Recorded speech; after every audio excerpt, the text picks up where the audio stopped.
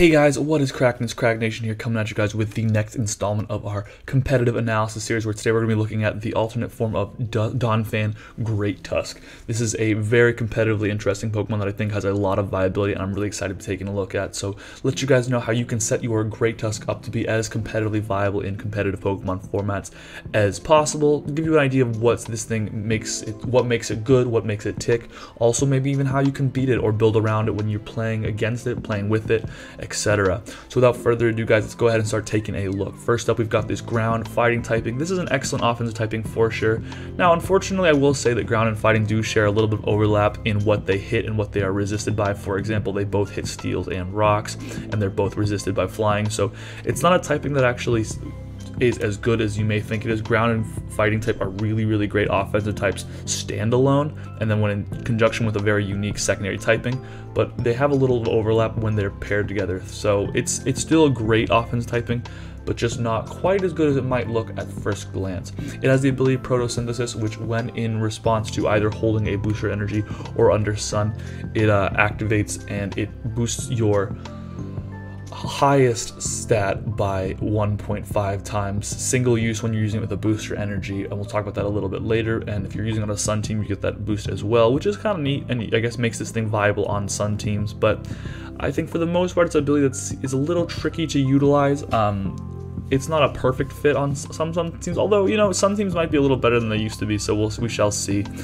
Going ahead and taking a look at this thing's rather impressive base stats, we have right off the bat monstrous defensive combination of 115 HP with 131 defense. Now 53 special defense, not very good. You're pretty decent HP stat, which you oftentimes can invest in, will make that a little bit better, but overall you're going to find that this thing's very physically defensive and not very specially defensive. 131 attack stat is a very good stat, and oftentimes if you are running a photosynthesis set, that will be the stat that's getting boosted. Finally, 87 speed actually is quite a step up from our boy Donphan. So 87 speed is nothing to write home about. It's not crazy, it's not that impressive, but it does allow you to actually have more speed against defensive teams, some slower wall breakers, and then get, you know, some kills because you are having so much power and you have those great stabs. So 87 is a lot better than where Donphan was at before, so definitely this is a quite viable speed stat compared to where it was at, although it may, you know, still not quite be all that in the end. Taking a look at this thing's notable moves, it does have a really wide and diverse move pool, kind of because it's one of those early generation mons that gets a lot more to learn. First off the bat, stabs, you've got Earthquake close combat, so you've got some terrific stabs.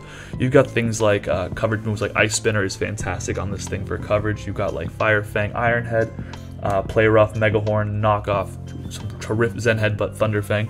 So all the coverage really you could ever want on this thing, you have access to. Ice Spinner is gonna be a really notable one, as well as Stone Edge, to help you hit those grass types that might wall you, or alternative flying types that might wall you with your stab combination. So those are gonna be really your go-to coverage moves, I think, in most situations. As far as utility, you also have Stealth Rock and Rapid Spin, which is, we know as Donphan, really important, especially because on Rapid Spin, as you know, since Generation 8, Rapid Spin gives you a 1.5 speed boost, so it gives you that 50% speed boost when you click it, as well as clearing hazards.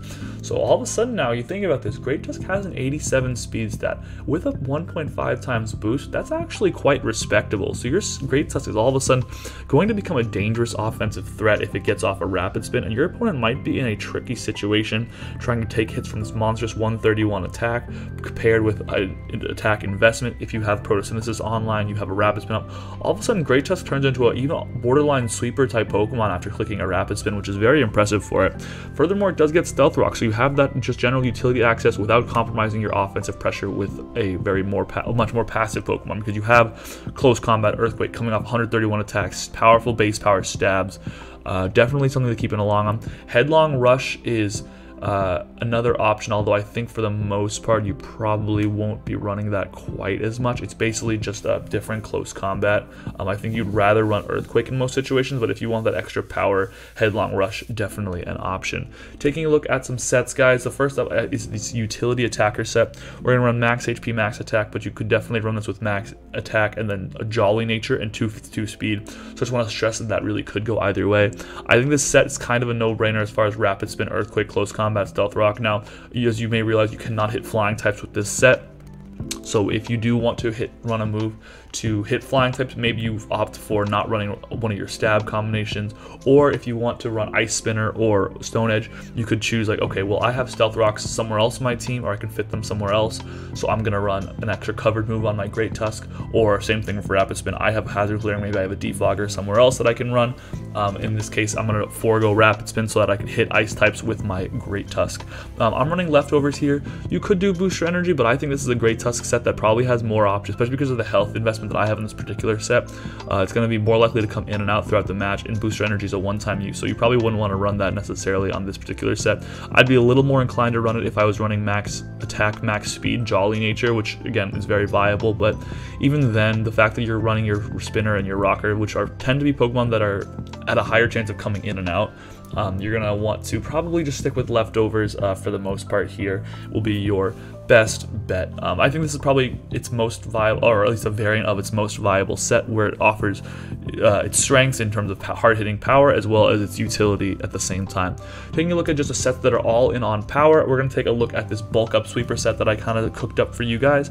Again, on this set, because we're setting up, Booster Energy actually is a little bit more viable, and like I talked about, because we are trying to be as fast as possible, I'm going to run 252 attack, 252 speed, and a Jolly Nature. Booster Energy in this situation will still boost your attack set, so you'll instantly get that attack boost off. After a bulk up, your attack and defenses are boosted up, as you know, by one stage, so you're going to be hitting extremely hard because you'll be a +2 attack, +1 defense, and then a rapid one.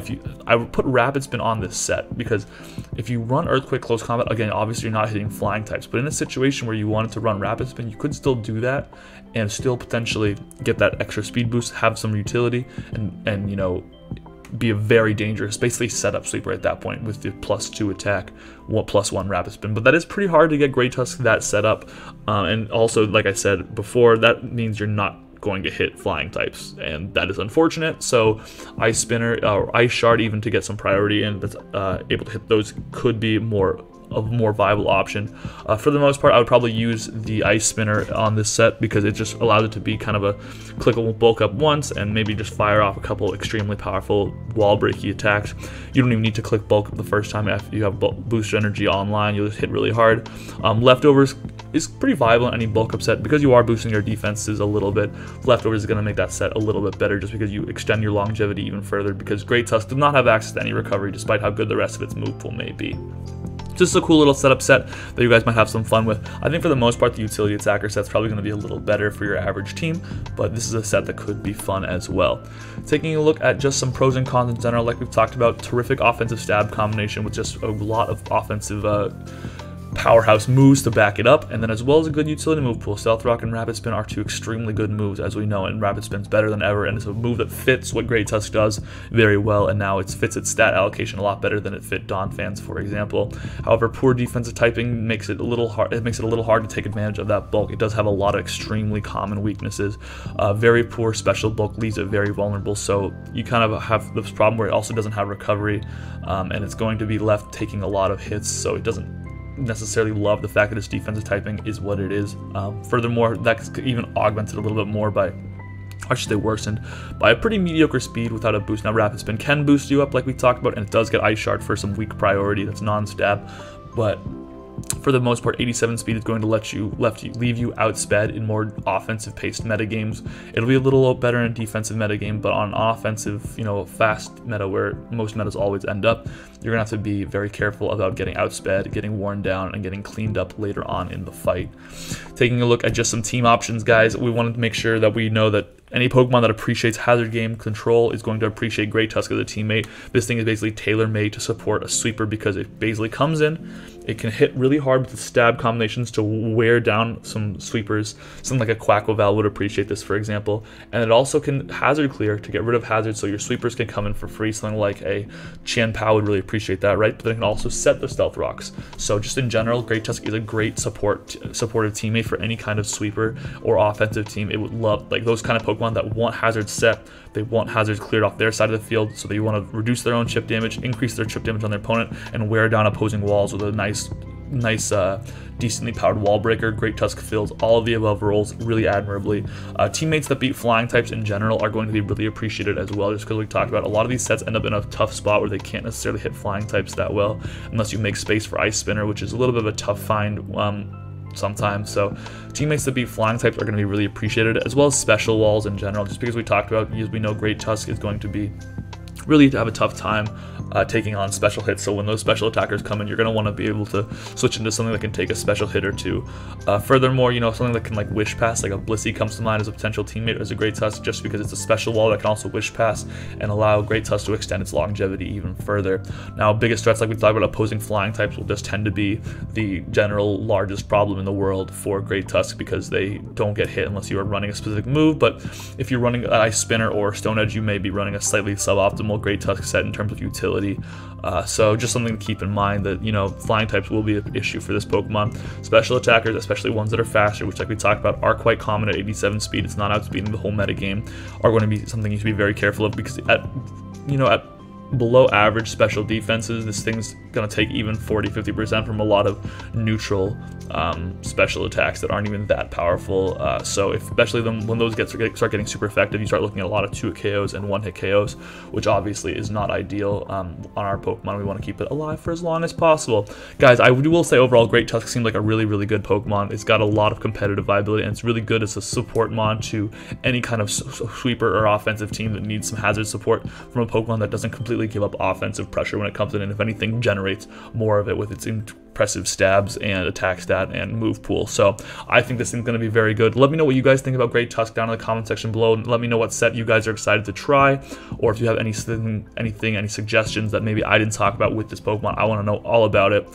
Make sure to let me know what Pokemon also down there that you want me to do next. I'm just going to be trying to cover as many as I can, so definitely let me know what you guys want to see, and I would be very excited to hear about that. If you enjoyed this video, as always, guys, leave a like, please subscribe. I really appreciate all that stuff. It helps me really, stay motivated, but also just lets me know that what I'm doing is working. You guys are appreciating this content.